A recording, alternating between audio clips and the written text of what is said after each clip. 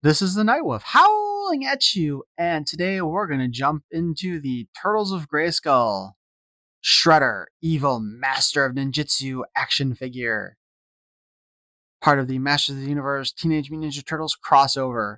And this Shredder looks pretty badass. Like, I wasn't really that excited about Shredder originally because I feel like every Shredder figure I've ever seen has been kind of trash. But this one, I really like the look of this one thus far, and I haven't even opened it up yet. So on the back of the box, we see Shredder going up against Splinter. All Shredder wanted to do was eliminate the Turtles once and for all. Unfortunately, Krang's plan to harness the most powerful force in the universe backfired and flung them to planet Eternia, where Shredder encounters an interesting new ally. And it shows Shredder with some ninja horde weapons. Interesting. I was wondering why he had a horde crossbow in the images I saw, and they're actually leaning into that, so that's cool. Also with this wave, we have the Ram Man, mutated battering ram, Raphael, hard-headed Psy specialist, Shredder, evil master of ninjutsu, and Beastman, undercover henchman. Apparently Splinter is going to have the King Grayskull part when he comes out.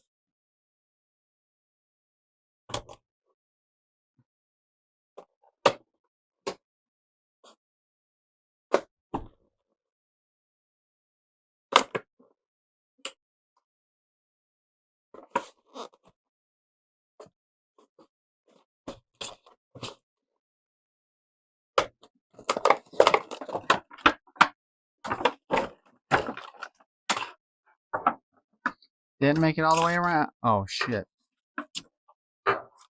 At least it was just the added paper in that one that got stuck. So a little bit of information on what comes off of him. Man, I really couldn't. Actually, no, it wasn't even the knife that did that. It was literally just stuck into the plastic and cardboard. But he looks like he's got a lot of extra stuff here, so cool beans. We have the comic, The Belly of the Beast Man, our second comic in the Turtles of Grayskull line, where we see Shredder, and I believe he's going to be called Shogun Skeletor. Interestingly enough, it kind of resembles a little bit of the Samurai Skeletor from the 2000X line. We have a Beastman, we have Mutated Ram Man, we have the Mutated Merman, we have Man-at-Arms, Tila, Leonardo, Donatello, Michelangelo, and Raphael. I'm not going to do the turtle rap again. We open up to a scene showing He-Man after the transformation, like just after the transformation, as Man-at-Arms tells the Turtles all about He-Man, and of course he doesn't want Tila to know too much, I would say. Tila off back in the corner doing something. Maybe talking to Leonardo, maybe not. Michelangelo is eating pizza. And it's just Raphael's getting angry because they're not doing anything quick enough. Leonardo's trying to calm him down. When Tila sees that there is an intruder in the lair. Wait, it's not a lair. Man-at-Arms workshop. Wrong universe. And she beats the crap out of Beastman, who showed up. And is this supposed to be Slobber? Because that looks like there's a tentacle growing out of the back of his head. Anyway, he tells them that he knows where He-Man is. And he offers to help them. Because when Skeletor called him, Trapjaw, Merman, and Faker in to speak with him, he introduced them to, or took them with, to investigate a strange power. And that's when they found Krang and Shredder. Skeletor made a deal with Krang and Shredder, however, and thus led to them deciding to try to mutate people after they brought their equipment with them. And I'm assuming that Krang and Skeletor are enjoying some ale, because it looks like they're clinking some glasses together or mugs together, and I'm assuming they're not about to drink mutagen. But alas, we have Beastman going with them. Of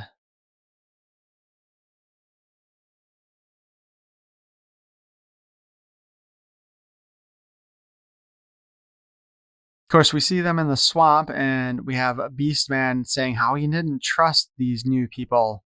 And he especially didn't trust them after he saw He-Man mutated into the Grimace-like figure, which again begs the question, how did they get their hands on He-Man in the first place to mutate him? We can also see them mutating Ram Man and Moss Man in the background. And I do really want this slime tower or slime pit that they're using. So Beastman runs away, thinking that the only place where he can get help is Eternos, and hopefully the Masters. And he, of course, claims that they're on the same side. The Turtles show up, and he seems to be a bit scared of them briefly.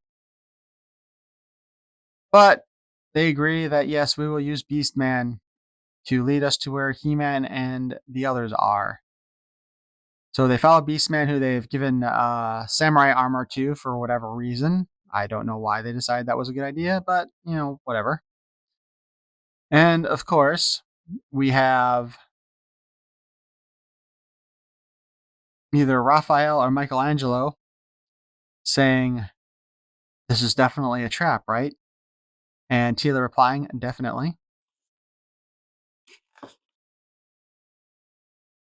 And it's a trap, to no one's surprise. Gasp! Betrayal! I'm shocked! Just shocked! That's Michelangelo being a smartass. Merman's got some kind of tail, which is kind of weird because I'm guessing it's supposed to be like a mermaid tail, but it looks more like a snake tail. But we see Shredder and Beastman together on the ledge as they talk about how they're going to battle.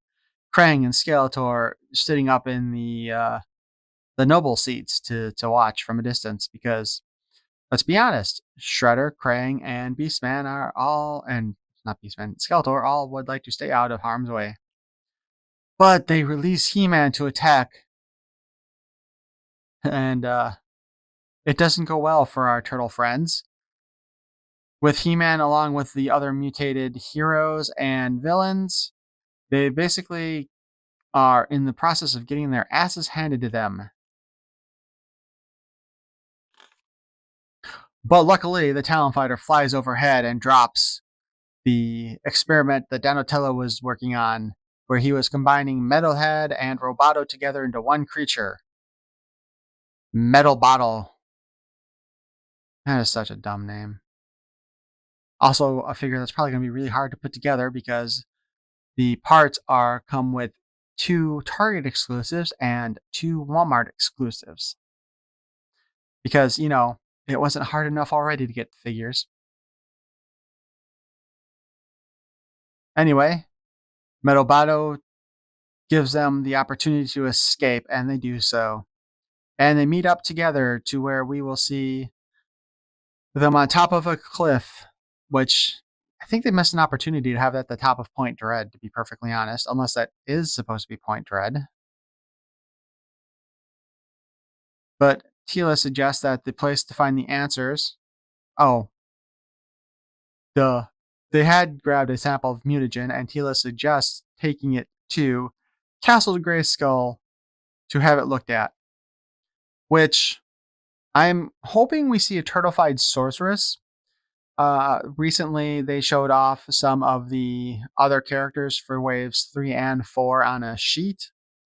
And it looks like April O'Neil is going to have the sorceress part. I'm not going to lie, the images I saw of that figure just, they don't, I'm not that, I don't really like it. First off, it doesn't really scream April O'Neil, which admittedly that's kind of hard because she is just a normal human, but still. I just not too impressed with the design. So on the back of the package here, we have Ram Man, mutated battering ram, Beastman, undercover henchman, Raphael, the hard-headed side specialist, and Shredder, the evil master of ninjutsu. Same as the back of the box.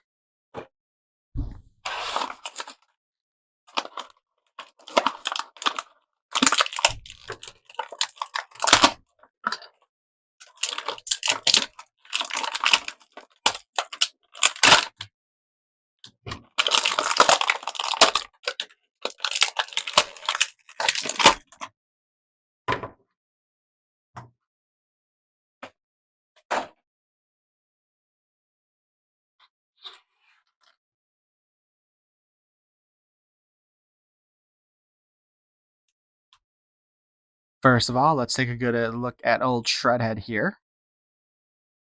Like I said, he is definitely one of the best looking Shredder figures that I have seen made so far.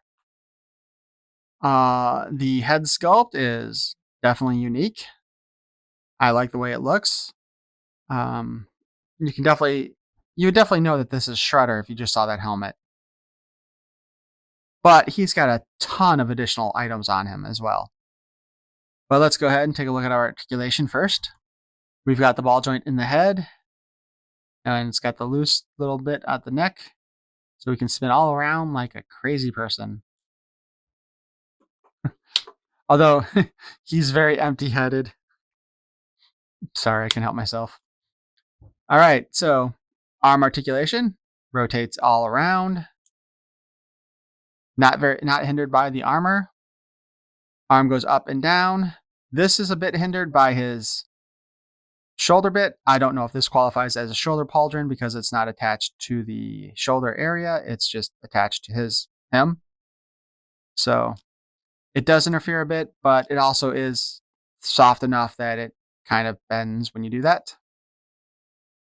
We have our elbow articulation, which is the standard MOTU one.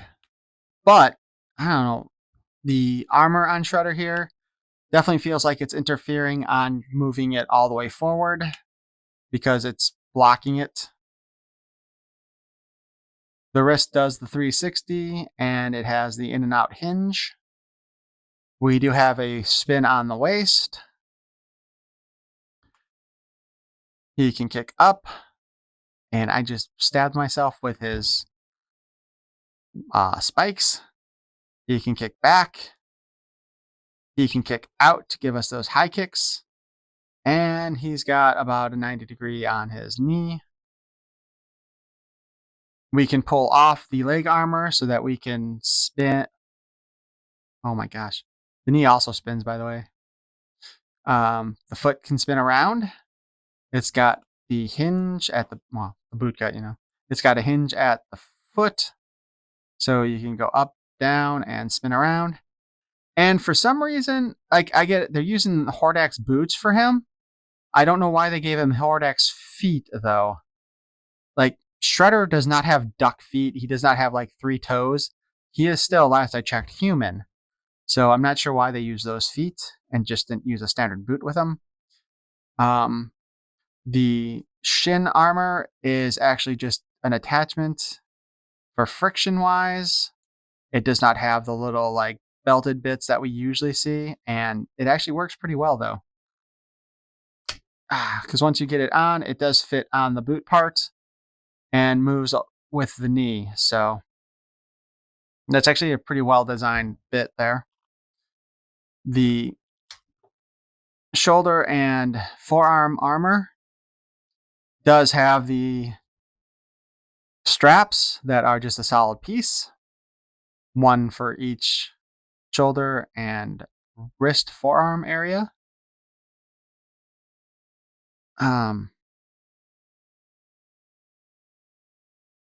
Does come off if we want it to. I'm kind of disappointed, though, that the spikes here aren't very long. I mean, this is Shredder. He's known for stabbing people, right? with that.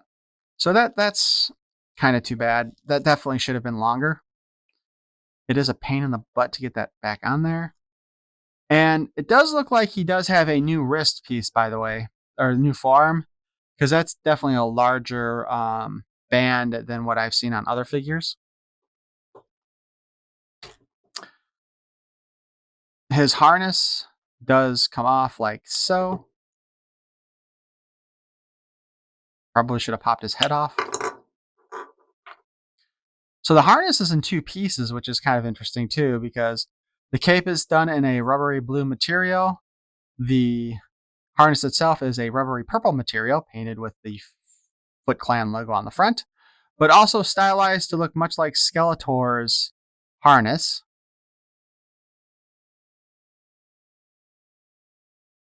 I'm going to assume that this is actually glued in place. I actually do like this harness design. It's pretty nice. Although I still prefer soft goods capes to the rubber capes, especially, you know, the possibility of having him like sit on something.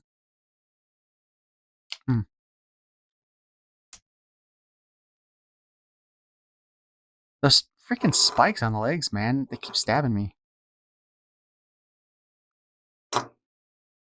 Regular Masters of the Universe torso. Basically dissected Shredder just to go over all that stuff. Surprisingly, the harness went together easier than a lot of the other harnesses have in this line. And by line, I mean the Turtles of Grayskull, not the Masters of the Universe Origins. Weapon-wise, Shredhead comes with a unique axe. Surprisingly, it's one of the few weapons that I've seen in this line that doesn't look like it's oversized just for the heck of it.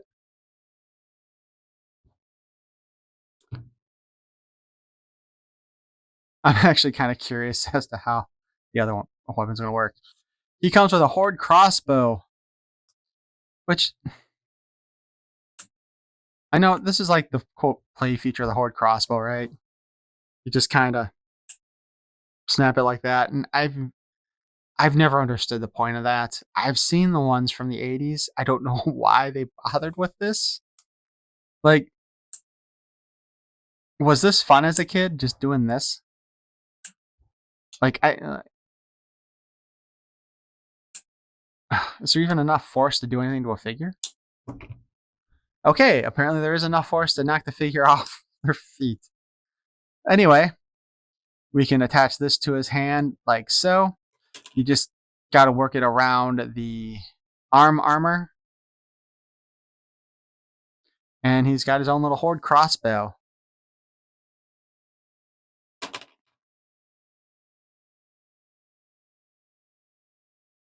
Like I said before, I think this may be the best Shredder figure that I have seen. Granted, I don't buy a lot of Ninja Turtle figures anymore.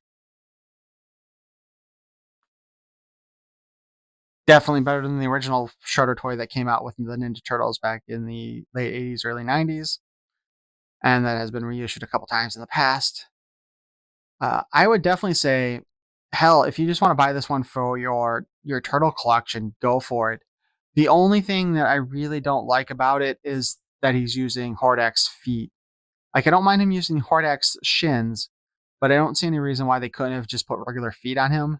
Because unless the Shredder is mutated in some way, which maybe he is in the comic, but it doesn't seem that way, there's no reason for him to have the wacky looking feet. He ain't a duck. So anyway, let me know what you think. How do you line this Shredder up with your own turtle collections or your own versions of Shredder in your turtle collections, if you have a turtle collection? I'm kind of curious. And if you want to, subscribe, leave a like on this video. It's a rare thing on my videos. And throw in a subscription too while you're at it. I'm going to throw out my wish list right there. Peace and love.